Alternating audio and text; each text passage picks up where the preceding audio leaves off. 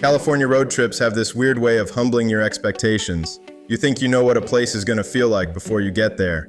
And then the weather changes, the plans change, your energy changes, and somehow the trip becomes better because of it. That was kind of our experience with Santa Barbara. After days of driving the coastline, hauling camera gear, flying drones, editing footage late at night, and bouncing from stop to stop, we rolled into Santa Barbara expecting non-stop sunshine and beach energy. Instead, we got gray skies, ocean fog, and a much slower pace.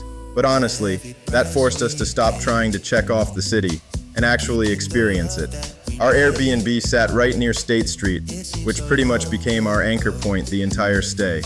Coffee shops in the morning, restaurants at night, random little shops, people cruising by on bikes.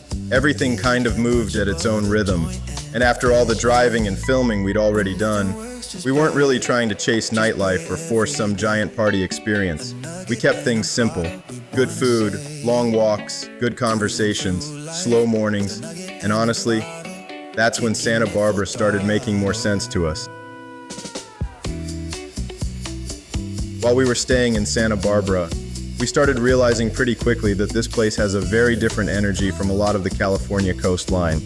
It's slower, more polished, more cinematic, but underneath all of that, there's still a real surf culture running through the city, not in the loud party beach way, more in that classic California lifestyle way. You've got people cruising around on bikes with surfboards attached, little coffee shops filled with locals checking the waves in the morning, longboarding culture, beach volleyball, wine bars, oceanfront walking paths, old surfers who've probably been surfing these waters for decades, and that relaxed coastal mindset that makes you slow down a little. And honestly, Santa Barbara almost feels like California mixed with a Mediterranean beach town. Palm trees, Spanish architecture, ocean fog rolling through the mountains, terracotta rooftops, outdoor cafes, people sitting outside for hours just enjoying conversations and the weather. And somehow, even with all the upscale energy, it still feels connected to old school California beach culture underneath it all. Not rushed, not overly aggressive, just people trying to enjoy life near the ocean. And honestly, that atmosphere started inspiring us creatively too. Because after driving the coastline for days, every city started bringing a different mood into the music we were writing throughout the trip. Morro Bay felt reflective and grounded. Santa Barbara felt dreamy, artistic, and cinematic, like the kind of place where you accidentally spend 3 hours riding bikes near the coastline and completely lose track of time. And honestly, that ended up becoming one of our favorite parts of the entire stop.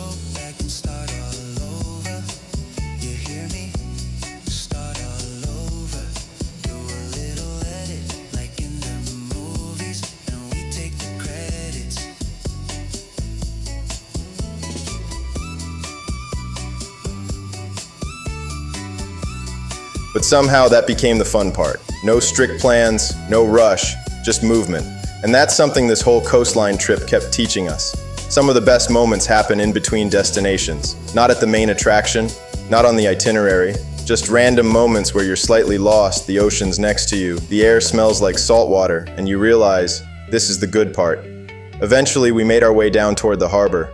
And honestly, the seafood there completely lived up to the hype.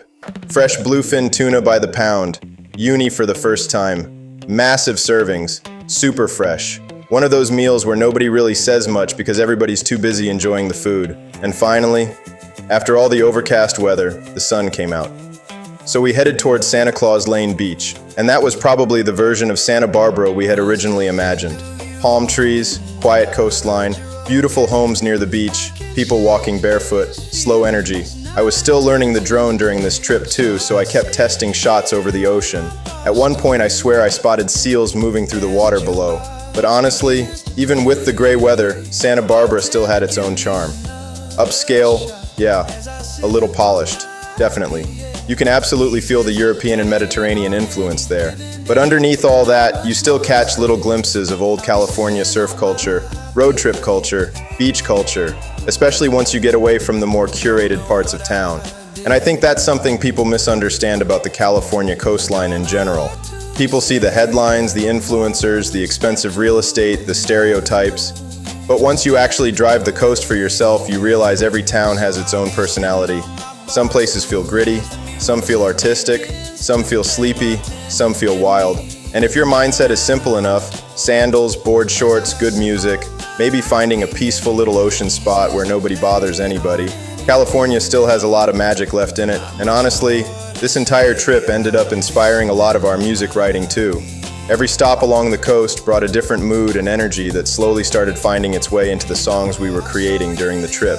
Because inspiration doesn't always come from sitting in a studio. Sometimes it comes from long drives down Highway 1, ocean fog rolling in, e-bike rides through unfamiliar towns, seafood near the harbor, and chasing sunsets that may or may not even happen. And trust us, the journey was only getting started. Because next, San Diego.